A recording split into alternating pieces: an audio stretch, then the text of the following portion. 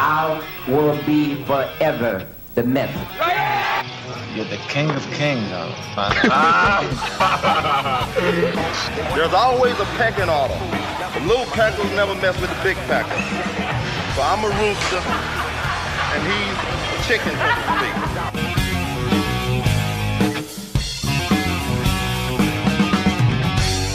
All right, welcome back to another episode of the Bodybuilding Legends podcast. I have my good friend Jerry Brainum here, and it is the end of the year, Jared, and we are back for our year-end wrap-up that we do every year. We've been doing this for many years now, and the viewers seem to like it.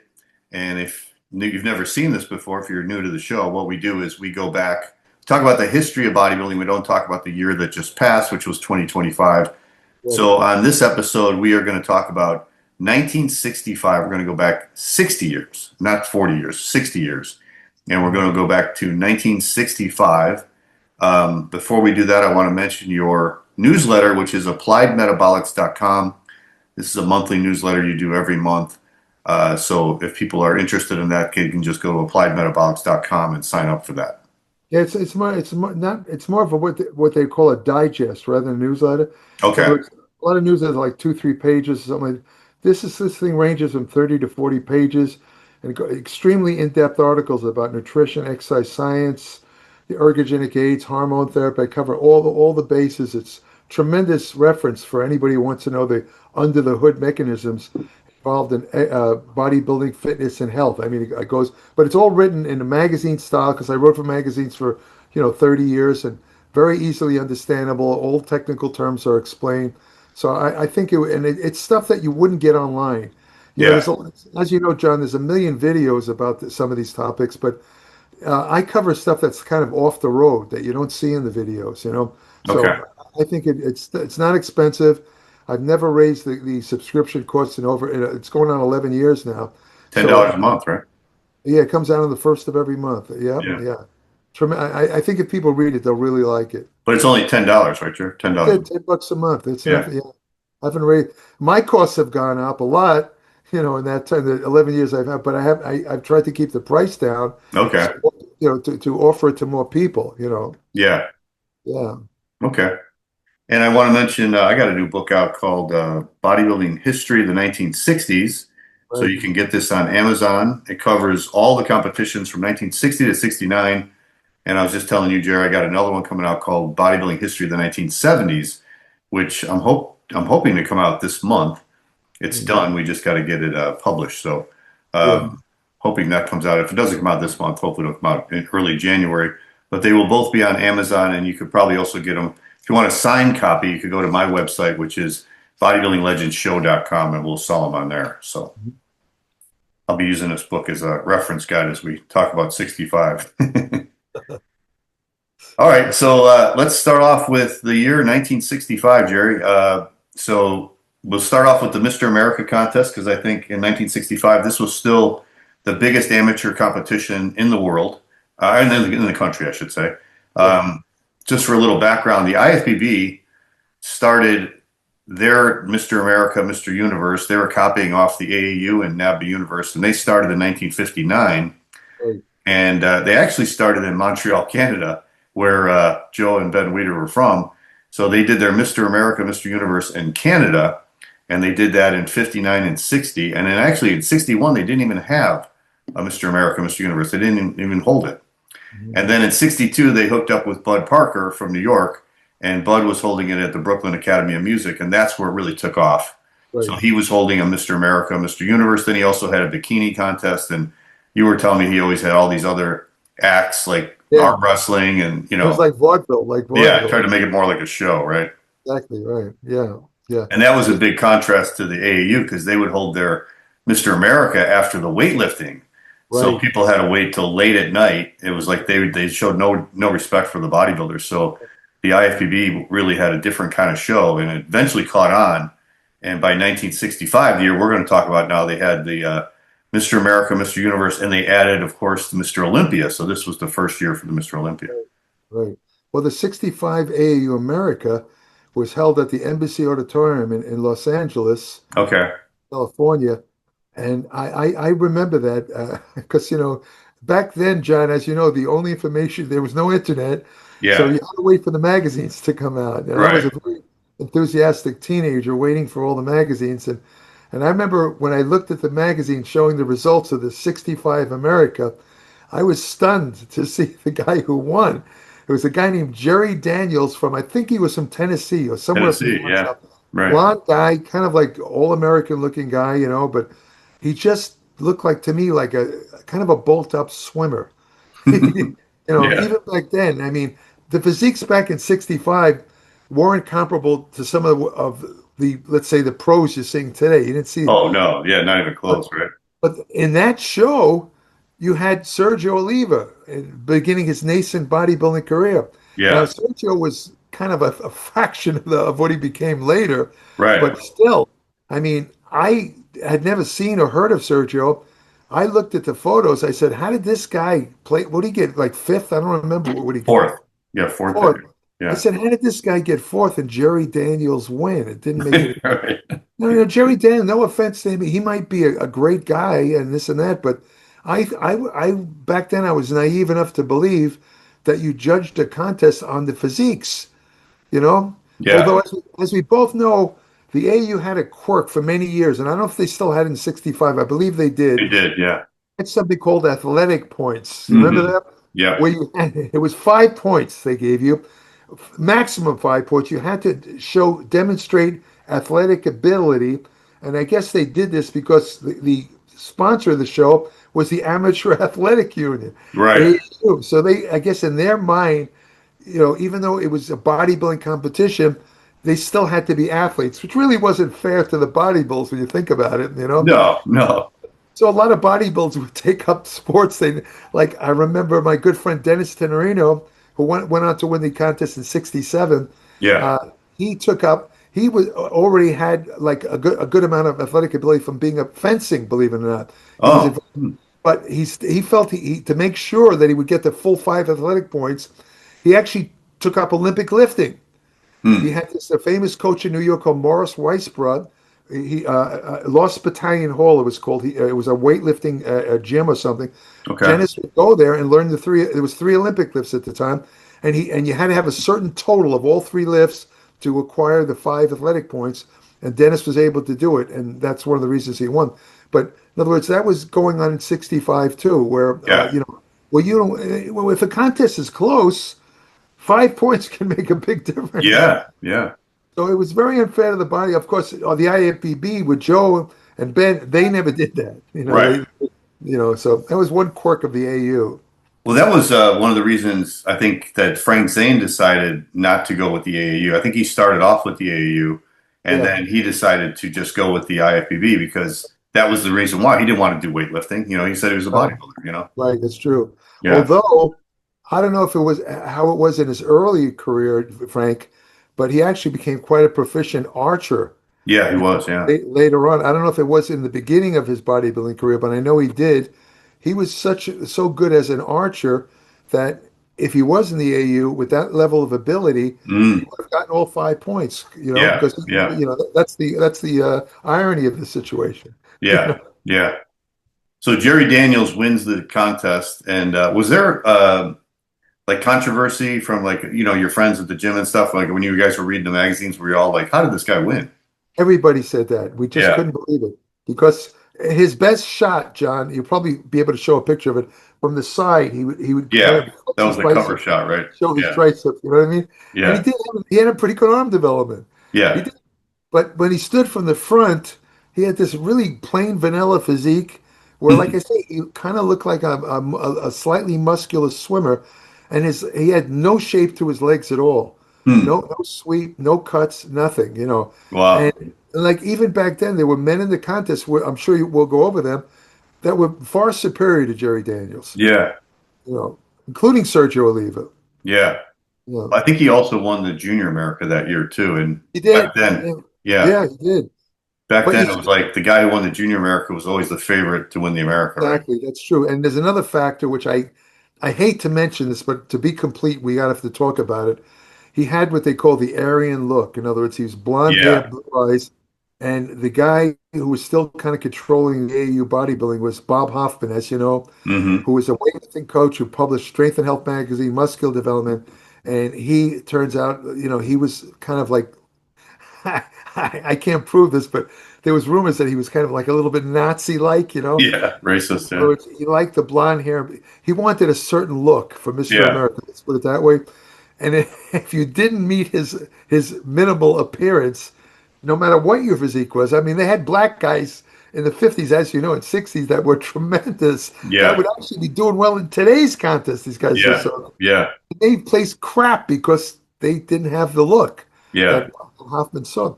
I remember there was a guy named Steve Klisanen who won the AAU America in 1955. He beat out there was a guy named what was his name? The guy who was had all the veins on him. God, I can't remember his name. Anyway, he beat out some unbelievably really well. I mean, he was again like Jerry Daniels, this kind of Yeah. average looking guy. And I remember reading a report of the contest. It said that Steve Klasanen won the contest on the basis of his pleasant personality. Well, What? This is a body. What are you talking? What is this, Miss right. America? Because they also did interviews with all the competitors. That's what they did. In other words, Yeah, they did interview, and then there's a picture of him standing in front of a panel of the judges where he's I being saw that interviewed picture. for the Yeah, position. yeah, He won the contest not on his physique, on the basis of the interview. yeah, What yeah. nonsense is that? I read one book where they said, I think when they started the AU America, because it started all the way back in '39. It was a long time Yeah, ago. that's right. And I Ronald think estimated, the Miss America started just a few years before that.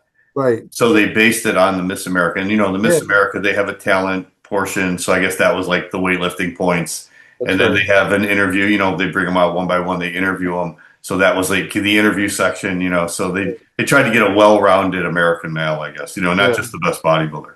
that's the philosophy was, But and that if you, started to go against them, especially yeah, when oh, the yeah, IFBB was going on, and then they were just judging yeah, just the physiques, and they didn't care if you were black or Puerto Rican or right, white, it didn't matter. sure, And they yeah, didn't interview you, and they didn't, oh, because I think at this point now Harold Poole had already left the AU. yeah, that's true. Harold Poole is a perfect example of a Yeah, black bodybuilder I mean, he lost. I believe what was his first one in '61? I believe he competed. That's one year Ray Rutledge won, yeah, and then and he got '62, fourth that year. He was only yeah, 17. 17 years old, Yeah, incredible. And yeah, the next year in '62, he lost to Joe Abenda, right. and that's when he really took it hard, I think, and that's when he went to the IFBB because he Well, then the realized. next year he lost to Vern Weaver too. Oh, you're right. I'm sorry. It was Yeah, 63 that he went over. 60 Yeah, was that 63, right? Yeah. yeah, and I mean, this guy Vern Weaver and Joe Abenda weren't bad bodybuilders. Hmm. They were, but they were not in Harold Poole's class. Yeah. He's clearly better than them as a bodybuilder. So he saw the handwriting on the wall, and by the time the IFBB had had the ball rolling, so to speak, like you say, in '62, it was apparent that the black bodybuilders were not going to ever get a fair deal in the AAU. So Yeah. they all went Yeah. to Joe Weider. They went to the IFBB. And I That's what think we mentioned this before a year or two ago. Harold also went into the Teenage America after the America, and he lost to Jerry Daniels. Oh, I forgot about That that. was 63. So Jerry Daniels Harold, was like a former Teenage America winner. He beat Harold Poole. he beat Harold Poole and he beat Sergio Oliva. Yeah. That's absolutely incredible. I know. A couple of years ago when I was writing for IronMan, I had this idea there was a book series called Where Are They Now or something like that, where the guy Okay. would look up old movie stars and, take a current picture of them, find out what they were doing and stuff. I had the idea to do that with bodybuilders. I wanted to look up bodybuilders of way back, the 50s, and one of the guys that I wanted to find was Jerry Daniels, you Yeah. know, and somehow I got his phone number. He was still living in Tennessee, but I never called him because it didn't go. The series, I don't remember why, but it never got off the ground. But I would have loved to ask him, how he felt about all the. He must have heard the feedback Yeah. He must have. Yeah. when that title. He Yeah. didn't, but he didn't win the most muscular though. He was that Sergio who won? Let me And he, see. I he think, did. yeah, Sergio won. Yeah. Okay. Yeah. So they gave Sergio. There's no way they couldn't give him the most muscular. Right. So the most muscular was kind of like the best physique, right? Yeah, exactly. Yeah. You could say that the most muscular was the real winner. Right, right. So second that year was Bob Guida. Bob, yeah, who went on to win next year at The next 66. year, right? Yeah. Yeah, yeah. Bob was he was kind of a academic bodybuilder. You know, he went to school. He got a kinesiology degree. Yeah. For the rest of his life, he was involved in coaching and he was a pretty smart guy in Yeah. Chicago. In Chicago, yeah. And then Randy Watson, who was a former Junior America, he got third. Yeah, I think I told you. Remember we talked about Randy Watson? Yeah. Yeah. Randy Watson did this unique kind of leg curl where Right. which later became it was an early form of the glute ham machine. You know, where you hook your legs under and you Yeah. lift. He did it by hooking his legs under either a barbell or a bench, I remember. And I Hmm. remember as a kid, I saw him doing it. I was impressed by his physique. I Yeah. thought he was a small guy, but a beautiful, nice physique. He had great abs. And I said, I'm going to try that. I almost killed myself trying to do that exercise. I couldn't do it, you know? Yeah. So they said Sergio, I got his lifts here too, Jerry. I don't know if you ever heard this. On the Cuban weightlifting team, he was in the 198-pound class. He did a press of 300, a snatch of 255, and a clean and jerk of 400. Right. Well, Yep. that would have definitely qualified at 5 Oh, yeah, points. for sure. They Sure. said he also had a squat of 550, bench press 500, and a deadlift of 600, and he could curl 230. 230. That's what it says. If that's a strict curl, I'd have to say that's the most impressive of all the lifts. Yeah. Yeah. I'm sure it wasn't strict. 230. Yeah. Jeez. It's over 2 plates. Wow. That's a lot. Well, Sergio But I had heard Sergio was super strong yeah, I in believe his it. prime. Yeah, I believe it. I mean, you remember those big giant forearms he had? I mean, Yeah. the only guy I've seen who came close to Sergio's forearms was Phil Heath. Oh, yeah. Phil Yeah, had that's big it. forms too. Only Yeah. those two. They had this incredible forearm development, Yeah. you know? So, anyway. All right. Well, let's go over to the NABBA universe. So Elmo Santiago from the United States was the winner in the amateur division. So the NABBA universe had an amateur and a pro, but unlike today's shows, the pro didn't get paid money. He's got a trophy. He's got a trophy. So I guess they created that. I read like Tony Emmett when he did one of his shows. When he started with the NABBA universe, he couldn't start with the amateur because I think he owned a health club or he was a partner in a health club. So they said if you made your living in any way from fitness, you were considered a professional, and then you had to compete, as a professional. So that was their distinction: was a professional, meaning you made your living at in fitness, which I guess back then not too many people probably did, right? Back in the '60s. But that's kind of a weird distinction when you think about it. I mean, they call you a professional. Professional, most people would think, well, a professional gets paid. Right. But they're saying if you earn money from work, you're a professional, but we're not going to pay you if you win the professional title. Yeah. To me, that's contradictory. That doesn't make any sense. Yeah, there was no pro bodybuilding back then, except for we'll talk about the Mr. Olympia in a second, but that was the only one that, you got paid money. Yeah. I mean, Elmo Santiago, I actually met right around the same time he won the universe. I was still in New York. Okay. And I was training at a gym called Mid-City Health Club, Mm-hmm. famous gym in Manhattan.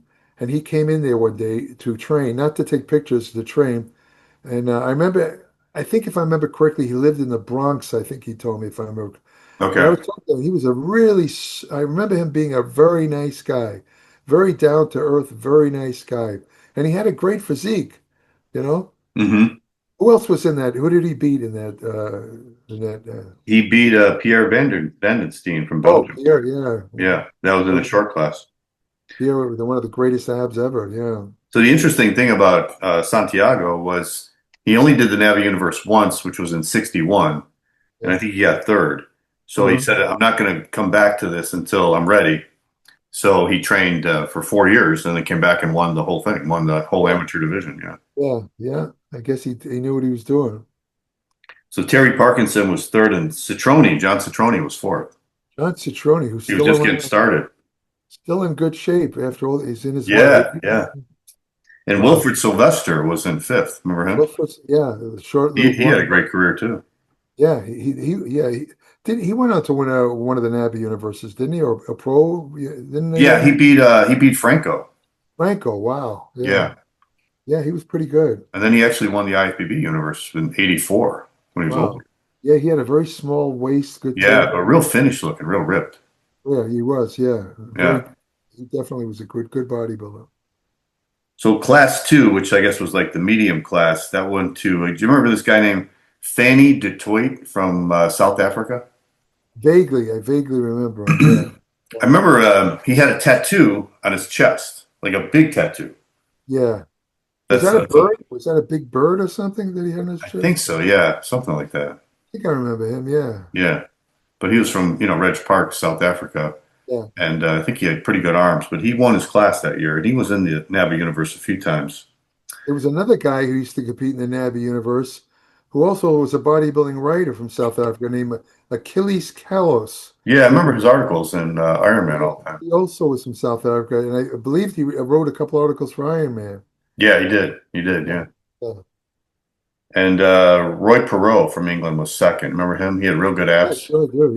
Yeah, Yeah. yeah, tremendous abs. Very good, really good abs. Tremendous. And Albert Beckles was third that year. Al Beckles, yeah, Yeah. the He's perennial. just getting started. He was real young. Yeah, yeah. And what was he by? I think he was about 75 that No, to this day, that's one of the big debates in bodybuilding. You Oh, still I know. People don't believe it when you try and tell them the truth. I saw the other day, happy birthday to 95-year-old Al. And I had Yeah. to say something. No, I don't try. Normally, I don't get involved in that anymore. I said, Al Beckles is not 95. Yeah. I don't think he's more than 80, Yeah. 80 at the most. He's not 95. This is guy, for some reason, most people try and portray themselves as younger than they are. This Yeah. is the guy who's always portrayed himself as older. Right. Right. The story I heard was he had an older brother who was also named Albert Beckles. Oh, really? Oh, Yeah, okay. and this guy was that age, and he Mm. more or less kind of took his identity. In other words, he took his brother's identity and became, How would I they have have the no same idea name? why. That's crazy. Yeah, I don't understand that. I don't. Yeah. I can't figure that out. And Yeah, then I there's think another thing is maybe people think you he know was born in 1930, but he's actually born in 38. exactly. But one thing I don't know right at this point is whether Al Beckles is still alive. I don't know whether because Yeah, as some far as I sources, know, he is. Yeah. yeah, because some sources say he's dead, others say he's still alive. I mean, when I saw a picture of him about 2, 3 years ago, he looked like he was leaving a gym. He had a walker. He looked very frail. Yeah. Which is kind of sad and ironic considering that he did compete at a very advanced age for a pro Yeah. body. Yeah. And that tells me his body must have just went right down. Well, he's in his 80s then, right? Yeah. But Yeah. even in his 80s, you would think a guy who was good enough to place, I mean, beating men half his age in his supposedly 60s, Hmm. would have maintained a level of fitness where, all right, he doesn't look as big, but he would still be kind of ambulatory, able to Yeah. walk around. But apparently, no. Hmm. So I guess you can't beat Father Time. Yeah. Everybody ages differently, I guess. Yeah. The tall class went to Paul Nash. Paul Nash won the Mr. Britain the year before in '64. Huh? So I don't know if you remember him. He was pretty good. Yeah, I don't remember him. And Val Vasiliv, who was the Oh, '64 Mr. America, was in second Val. at the show. Yeah, He went to that was his first NABBA universe. I told you all the stories about Val Vassler. Remember? Yeah. Yeah. Met him at a guy named John Fisher used to put a big show on in Philadelphia every year, and he'd always bring over the current AAU Mr. America. Hmm. And in '64, I was training at Mid City Gym, Strength and Health. I don't know if you're old enough to remember this. Every year they would publish the current Mr. America's workout routine. Okay. And I was using Val Vasilev's workout routine at Mid City Gym. Crazy, crazy routine. He did 18 sets of pullovers for chest. I mean, that routine used to take me literally 7 hours to Oh my complete. God. It was 6 days 7 a week. hours. Crazy. I was a kid. I was 14 years old. I didn't know what the hell I was doing. Yeah. They used to literally physically throw me out of the gym at 10 o'clock at night when it closed. I was still working out. Yeah. Still got an hour to go. Yeah, one night I was working out. I remember I was doing tricep pushdowns. I was finishing up arms, and the guy who was closing the gym, he said, "Okay, get out. We're closing." And I saw a couple of I was the youngest guy by far in the gym. There was all adults. I Yeah. saw a couple of guys at the other end of the gym still. I said, "Hey, what about those guys?" And the guy went nuts on me. He started to come at me like he was getting. He was like a kind of a punch drunk ex-boxer. This guy, Yeah. kind of. He started to come at me like he was going to kill me. And then there was a guy named John Romeo, who was a really great guy, tall, big black guy, about 6'3". He held him back. He's the guy's name is Johnny. I don't remember the last name of this guy who went after me.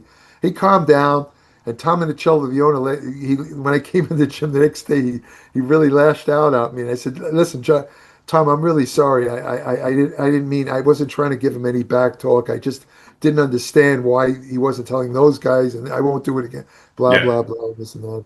And I made up with Johnny. His name was. I became friendly. Took a little while, but we made up after that. Yeah. But I always credit John Romeo for probably saving my life. Yeah, right. But this guy, seriously, he was in a rage. He Jeez. looked like he wanted to kill me. I'll never forget that. He was coming at me like he just put a bear hug on him, and Jeez. oh, that was terrible. Yeah, Sad. so All these guys are dead now. I mean, oh yeah, for sure. the Yeah. guy, most of the people in the gym and Johnny and Tom Yeah. Yeah. and even John Romeo, they're all gone. I It's know. Sad when you look back. A lot of Oh people. God, I hate to think about that.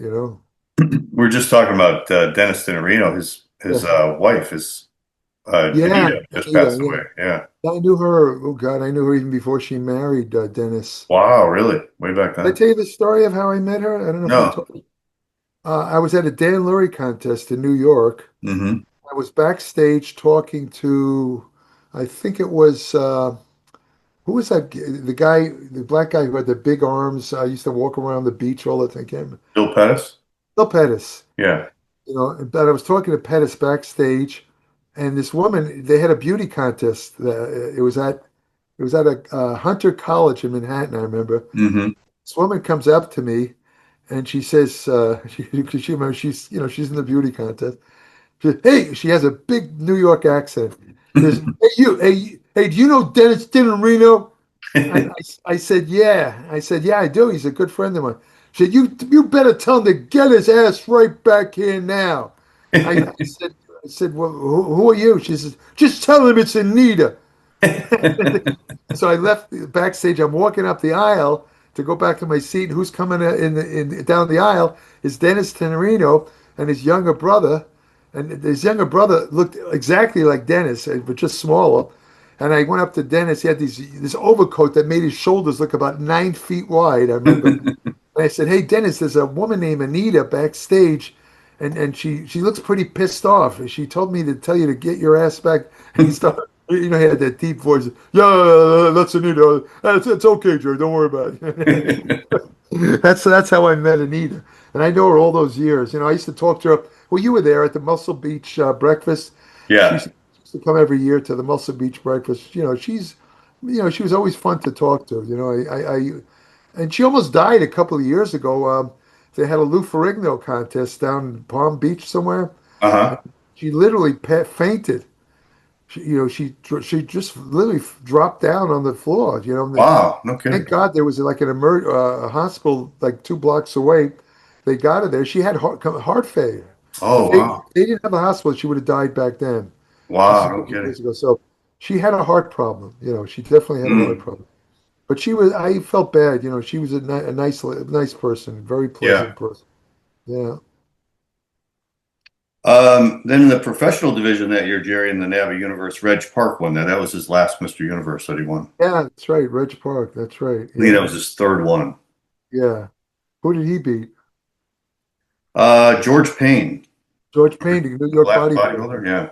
He was one of those guys I was just talking to. Another example of a black bodybuilder who just got ripped off in the AAU Yeah. time and time again. Yeah. A very muscular guy. I met him too. He's also a very nice guy. Yeah. You know, And Paul Winter won the other class. yeah. Paul Winter. Yeah. All right, well, let's go over to the IFBB. So they had their big show in Brooklyn, New York at the Brooklyn Academy of Music. So they had the Mr. America, the Mr. Universe, and then, like we said, the first time they ever had the Mr. Olympia.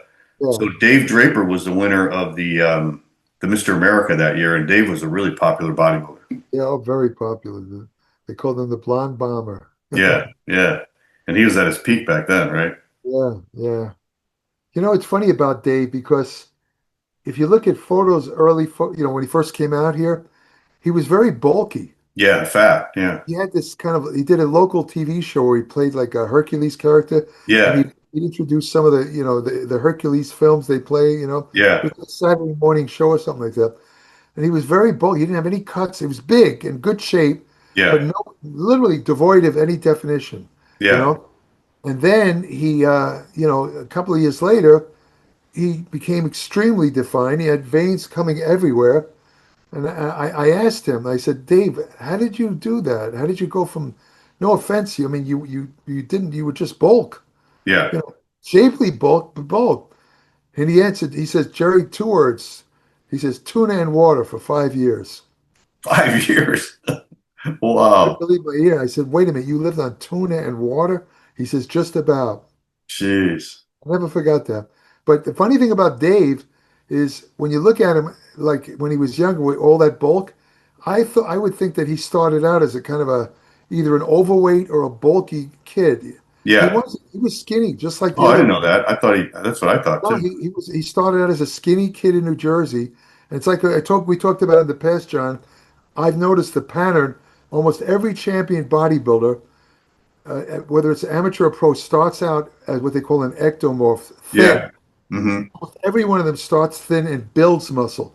You very rarely have a guy who starts out with a lot of body fat who becomes a world or elite bodybuilding champion.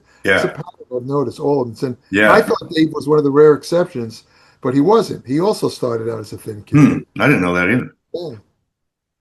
Yeah. So he beat Chet Yorton. Chet Yorton Yeah. got second. Yeah. Who went Yeah. on to win it a year later. A year later, right? Yeah. Yeah. Chet was quite a character too. Let's see. Nick Perotti from New Yeah, York. He was the medium class winner. yeah, I think he's from New York. Yeah, I remember Yeah, him. he was. And the short class was Joe Nista. Remember Joe Nista? Yeah, yeah, Yeah. California guy. Yeah. So Dave won the overall, obviously. Chet Yorton actually won most muscular, but Dave won best arms. Chet Yorton won best back and best legs. Tommy Abar from New York won best chest. He had that big side chest. Remember that guy, And Tommy Abar? yeah, He was young Tommy, right back then too, right? Wasn't he like a Tommy, teenager or something? yeah, Tommy used to train at Mid City Gym. I knew him very well. Tommy Okay. he had a huge rib box. Yeah. And one of his best friend was Dennis Tenorino. They started training Oh, I together didn't know that. Okay. when they were teenagers. They started. There's a rare photo of him and Dennis on the beach in New York, posing. When they were teenagers. Oh, okay. Yeah. Guess who won best abs? Uh, Let me think. I don't know. I give up. Zabo. Oh, of course, Sable. How can he not? Yeah, right. Sable, the ab man. Yeah, Yeah.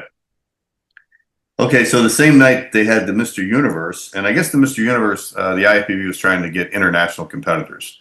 I right. think they told I heard they told the American competitors go in the Mr. America and then leave the Mr. Universe for the for Right. the international competitors. Yeah, So Rick Wayne won the short class, and I think right. this was one of the first years that Rick looked really good. Uh-huh.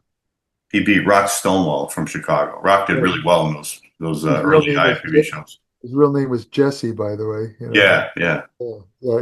Rockstone was very good. Like I said, his sister married Leroy Colbert. yeah. I remember you telling me that story. And then Frank Zane won the medium class. So Frank didn't do the America; he did the Universe the first Oh, year he at did 65. Universe. Oh, Yeah, okay. so he won the medium class, and Earl Maynard from England won the tall class. Right, right. So now Earl was already a seasoned bodybuilder. He won the 64 NABBA Universe in the professional division. That's right. So he'd been competing since '59. So he's been around for a while. Yeah, he wound up doing a couple of movies too. He's a Yeah, wrestler. yeah, and he got into wrestling too, right? Yeah, yeah. Yeah. I wonder if he's still alive. I don't know. I interviewed him a few years ago. I haven't heard he passed. So Okay. He was Well, pretty healthy when I interviewed him. good. That's good to know. Yeah. So the most muscular that year was won by Rock Stonewall. Rock usually always won the most muscular. He must have been Yeah. always ripped, I guess, right? Yeah, very ripped. He was in good shape all the time. Yeah. Rick Wayne won best arms, of course. Rock Stonewall won best back. Best chest, Earl Maynard. Best abs was Eddie Bates from Trinidad. I vaguely remember him. Yeah, short guy, I think. Yeah. And Frank Zane won best legs. Oh, okay. And then Earl Maynard won. But Rick Wayne said he should have beat him in his Yeah. book. He said you're he talking deserved to win. Muscle Wars. Yeah. Yeah, one of those shows. Funny, like I said, I've been going through a lot of my stuff preparing to move, and Mhm. I knew I had Wars, but I had misplaced it, and I found it. And as Okay. soon as I found it, I just read the whole book. It's Yeah, it was a like great book, wasn't it? a great book. Yeah, it covers that. Yeah. What was it, like the early '60s? The first couple of Yeah, contests. yeah. And I think it ends doesn't it end at the Olympia in 60, was it 66 or 65, I think. Oh, really? Okay. Yeah, I don't know, does it go, I don't know if it goes into, oh yeah, it talks a little about the contest in the 70s, yeah. They had Yeah. the controversy with Then he did Arnold. another one, I think, that talked more about the 80s. Oh, okay, yeah. Yeah. Yeah, he has an interesting writing style. Yeah, Oh, great writer. Yeah, great yeah, writer. yeah. I had him on this show about 3 years ago, and Remember, yeah, you did it was like like three several three parts. episodes. It was Yeah, 3 hours. Yeah. Once he yeah. started talking, he wouldn't stop. Oh yeah. Did you see that photo he posted recently where he's flexing his arm? Yeah, yeah. What is he? He's got to be in his 80s, right? Oh, yeah, yeah. He's in his 80s for sure. That was a pretty damn good I know. bicep. And I don't think he works out anymore either. Yeah, because they said in your interview that he hasn't worked out in years. Yeah, unbelievable genetics, man. Talk about genetics, man. Yeah. There you go. Wow. I mean, him and John DeCola are just Was he drug free, Jerry? I think he was for most of the time, Hmm. but in the later stages of his career, he took a little Dianabol. He took some Dianabol, Okay. and You I think he took. was taking anything around this time in the mid I don't think 60s? so. No. Really? Wow. Yeah. He was incredible. Huge That's his arms. religion. Yeah. I mean, look at the vascularity the guy Yeah, had. yeah. That's something you usually get only when you're on steroids. Right, That right. level of vascularity, but he had it naturally. That's the way he was. He was just really good. Well, I saw a picture of him. It's actually in my book from the FIHC Mr. Universe, the one they Yeah. used to hold in Europe. Yeah. And he got second to a guy, and I don't think he should have got second, but his development wasn't as good as it was like even a year or two later. Yeah. Yeah. Yeah. No, he responded very well, Rick. Yeah, blew up on weights. Yeah. Yeah. He had a great build. So then they had the Mr. Olympia after all those competitions. So the date of that was September 18th, 1965. And they tried to make it like, the contest for all the greatest bodybuilders. So I heard that they invited Bill Pearl. I heard they invited John Grimmick. They Right. invited Reg Park, who just won the NABBA Universe. So that would have been cool if he would have showed up. Yeah. But they only got two guys, and that was Harold Poole and Larry Scott, they've been competing against each other in these IFBB shows for the last couple of years. Yeah. So Larry won the America in 62. 62. That's right. Yeah. And then he went into the universe in 63 because he already won the America. So then he went to go to the universe the next year, and Harold went into the universe too. And Harold beat him. Right. Yeah. That's right. No, beat Yeah. him. And then the next year, 64, Larry finally won the universe. And then Harold went over to the America after he won the universe. And he won the America, right? Yeah. They Yeah. were kind of like musical chairs there. Right. Right. So it was them again at the Olympia. And then this time, Larry won. And Larry looked way bigger than he did the couple of years before that. Yeah. Yeah. I'll tell you about Larry Scott. To this day, even after all these great bodybuilders over the years, I don't think anyone could match. And Richard Baldwin, my friend Richard Baldwin, agrees with this. Anyone could match the balance and proportion of Hmm. Larry's bicep, tricep, and shoulders. Just tremendous development. You know what I mean? There are some shots of him, that are just unbelievable. I mean, Yeah. with the kind of the dark photos where his arms just much bigger than they really were. And that was before they had the trick photography and Yeah. the AI and all the what is it called, Photoshop. Yeah. That Yeah. was his arm. I mean, the guy. I mean, I mean, I met him a couple of, I told you, I met him when I first came out. I trained at Vince's gym, and he had a cocky attitude there. I didn't really like him, to tell you the truth, Yeah. But I mean, years later, when he got his started, remember when he started a supplement company and stuff? He actually called me on the phone one day, because me and my girlfriend had a supplement store, and he wanted us to carry his line, and the phone rings, and it's Larry Scott calling. She gave him, and I said, "Hey, Larry, it's good to talk to you." And I started out the conversation by saying that, Larry, I got to tell you, I said, I'll never forget the ovation you got the second year you won the Olympia. It was like 20 minutes, everybody standing on their feet. I've never seen anything before or since, and I've been to a lot of bodybuilding contests. He says, the enthusiasm of the crowd tends to vary, but nothing like that. He Yeah. said, "Yeah, that was quite a night, wasn't it?" I said, "Yeah, it really was." I Yeah. said, "The way you came from backstage, they said, and the next competitor is Larry Scott, and and the crowd is like just on their feet and going crazy. Yeah. Nothing happens. It's just a spotlight on the middle of the stage. There's nothing going on.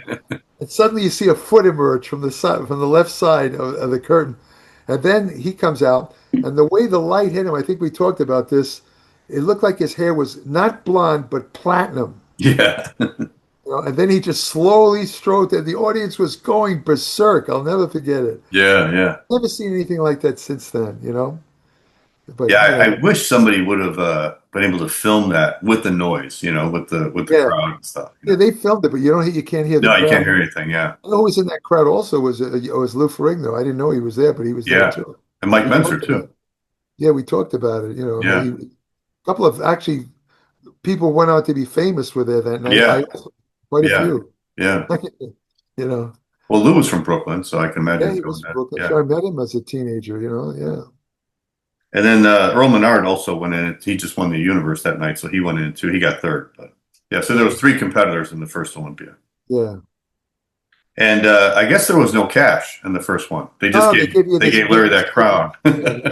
Right. Larry calls it the Imperial Margarine crown. Right, exactly. It's the similar crown was used to sell this margarine called Imperial Margarine. Yeah. And I saw a photo of him taken many years later, when he had his supplement. He was sitting in his office, and there right behind him on the shelf Was his crown. was the Imperial Margarine crown. Yeah. He kept it. And Tinerino, we were just talking about him. He won the Teenage America that year. Yeah. Yep, I remember that. Yeah. And the IFBB held their first Junior Mr. America. So they were just trying to copy off of the AAU, basically, Yeah. And then, of course, we can't forget Arnold won the Junior Mr. Europe contest that year too, 65. Yeah. So he was 18. Yeah. That was his first big win, That was the ascent of Arnold onto bodybuilding. Yeah. Yeah. That year, I think we've talked about this also. If you look at photos of him taken a year before that contest, he was just a little kind of a small, skinny little guy. He had Yeah. a fairly good bicep, but not much else. Right. And then he goes and wins the Junior Europe, and he looks like he's put on 40, 50 pounds of muscle. Right. And of course, we know the reason. Yeah. Yeah, so I guess the big competition that year, Jer, was obviously the Olympia. That was the one that was, the game changer, Yeah. Yeah. You know the story of how it got named, right? Olympia beer. Yeah. I don't know if Yeah. that's true or not. That what was it? Him and Joe Weider and Larry Scott. Yeah, we're having, The restaurant trying to figure out a name. They came up with a couple of different names, and what was it? I don't know whether it was Joe or Larry looked at the beer bottle on the table. It was Olympia beer. I think they said Joe did. Yeah. Yeah, and Joe says Olympia. Yeah, that sounds pretty big, bigger than Miss Universe. Yeah, that's the name we're going to go for. Right. Like Mount Olympia, the gods. Yeah, right. Yeah, because it really, the AAU was the one who started the America, and then the NABBA was the one who started the universe. Right. So Joe just copied off of that, and then when Dan Laurie started his organization, then he had his Mr. America, and I think he had a Mr. World. I don't know if he had a Mr. Universe, but everybody was just, so now there was multiple Mr. America and Mr. Universes, years later, But it all started with the AAU and with NABBA. Yeah. But in its day, I think the AAU America would correct me if I'm wrong, but I think it was kind of all the Americas, that was considered the most prestigious Yeah. up until a certain point Yeah. where, the IFBB had such hegemony over all bodybuilding that the AU America kind of faded into the background where, nobody even knew who Mr. America was. Because Right. I was a kid, like I said, I looked for the magazines to come out and tell me who was Mr. America, Mr. Universe. I mean, just about everybody who read the magazines knew who the current Mr. America was. Yeah. Everybody. Yeah. It was all over the magazines. Right. Whereas, the last, I don't know, I haven't followed it, but maybe if they still have the AU America, I don't think 1 in a million people would know who the current, I don't know who the current Mr. AU America, even if there is, I think there is an AU America, but I don't know do you know who the current one? I don't know who it is. Yeah, I do because it's actually drug tested now. It's natural. Oh, no kidding. I didn't know And the that. guy who won, his name's Paul Kruger. He's from Arizona. He won the Natural Olympia this year too. And Oh. right before that, they had the America, so he won in that, and he won that. Oh, okay. Okay. I Yeah. see. Interesting that it's a drug, they're Yeah, they testing. started up a few years ago as a drug tested, Okay. but Yeah. it's pretty small. It doesn't get a lot of publicity. Yeah. And I don't know if it's associated with any organization. It might just be by itself. Yeah. Yeah. Yeah. Well, when the magazines went, I mean, the kind of enthusiasm for the contest kind of died with it. I mean, Yeah. you have all these online things, where they report literally instantly. I mean, they hold a pro show and within 2 hours of the contest, you see the results, but it's just not the same. Yeah. It's not the same. It's not the same level of enthusiasm. It just isn't. No. You know. Yeah, it's interesting with the America because if you go into the 70s, the IFBB was holding their own version of Mr. America. Uh-huh. They were competing with the AAU. And Right. then at some point in after the mid 70s, late 70s, they wanted to work with the AAU. Yeah. And so then the IFBB stopped holding their Mr. America, and then they just had the AAU America. And like I remember 78 when Tony Pearson won and 79 when Ray Menser won, they would actually pick the team that would go to the IFBB Mr. Universe at that Mr. America. Right. So they did try to working together for a few years, and then they just, for some reason, went their separate ways in the early 80s, and then the IFBBs just started their own organization called the MPC, Right. which started in 82. And of Yeah. course, that's the biggest organization in bodybuilding now. So But the equivalent of the Mr. America these days is the NPC national champion. Yeah. Right. right, Right. Yeah. which they just had last weekend, I think, in Texas. They did. And see how out of it I didn't even know. Yeah. I don't Yeah. even know. Well, unless you I don't kind know. of follow it online, like you said, there's no more magazines anymore, so Yeah. there's no reporting of this. Yeah, the only thing I noticed pictures from the Olympia. That's that's the last thing I've noticed. I don't think it would be possible years from now to write a book on the history of bodybuilding like today's era Mhm. because nothing is recorded. No. When I was writing these books, this 60s and 70s, I relied on the magazines for all the information. Right. And I got a lot of those old magazines, so I was able to find out, where it was held, what the date of it was, how many competitors were in there, because it was all reporting. It was all done in the magazines, but that's all gone now. No, that's a valid point. I agree with you there. Yeah. I don't In think fact, if you look, if you go online and say 2022 Mr. Olympia, and you go to look to see what happened at that show, and you look it up online, the most you're going to get is probably the top 6, maybe the top 10, but there's Right. no report of it. There's no article. Definitely. So you don't know what they look like. Was it close? Was it controversial? There's no reporting of it at all. Yeah, and also there's little things that might have happened backstage or incidences. Yeah. You're going to get that in those. Nothing. There's no reporting at all. That's why I say the magazine coverage was much more interesting, in my opinion, Yeah. than what we have today.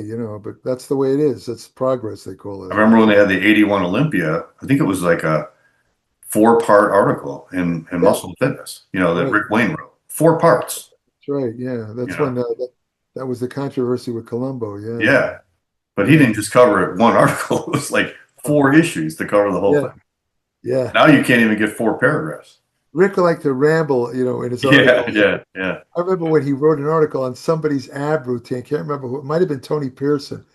He He wrote, it was supposed to be on Tony. It was in a Weta magazine. It's supposed to be Tony Pearson's ab training, and the whole article he talked. I mean, it was well written. Don't get me wrong. Yeah. But he didn't mention he didn't mention Tony's training for abs until, get this, John, the last paragraph. The last paragraph, he finally talked about Tony's ab training. Yeah. And I remember when I spoke to Tony Pearson, when I asked him about ab training, he told me he didn't train abs. So the whole article was a false. Yeah, he didn't need to. That's what he told me. Right, I believe that.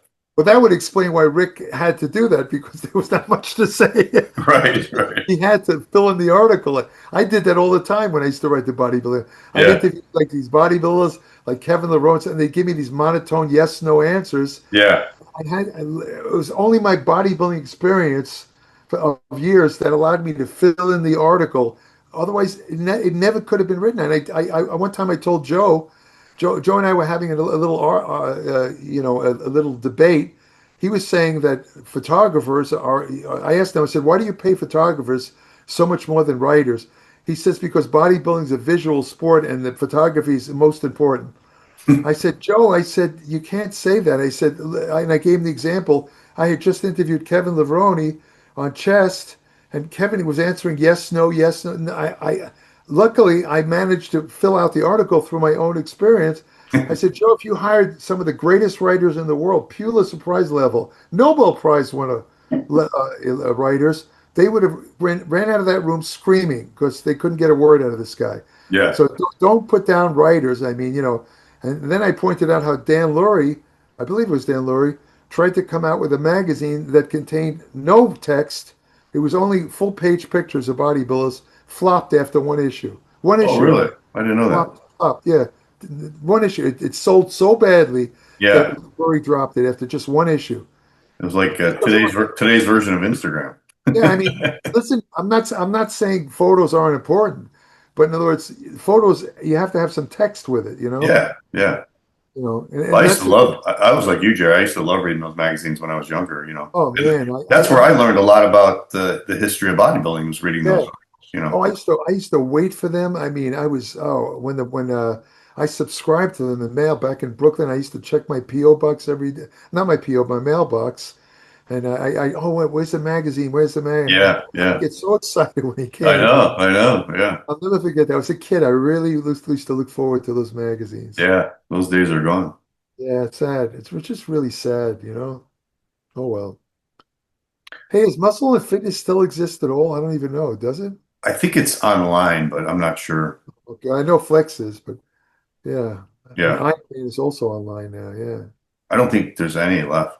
None. Yeah, you're right. Nothing. Mm-mm. Nothing at all. I think Muscular Development was the last one, but they stopped too. Right. That Muscular was the last one. Yeah. Yeah. All right, Jerry. Well, that wraps up 1965. So when we meet on our next episode, we're going to talk about 1975, which was a very, very significant year in bodybuilding. So it's also a great year for me too. One of the fun years of my life. Oh yeah. All right. Nothing to do with, but it was a great era. Yeah. People acted different. It was just a friendlier atmosphere in the world, let's say, Yeah, for sure. So I remember 75 with a lot of fondness. Okay. All right, Gerald. Well, thanks again for joining me on the show. And then when we meet again, we'll talk about 75. Sounds good, John. All Everything right, okay with you, by the way? No injuries or anything? You're right? No, knock on wood. I'm pretty good. Yeah. I got a weird one today. I was putting my vitamins together, and I had to reach for them, and I put this arm holding the wall so I wouldn't fall over because I had to reach really far. Yeah. And suddenly I had this intense pain in my elbow. Wow. And I'm still feeling it now, like a severe strain. I didn't get it in the gym. I got it holding onto the wall.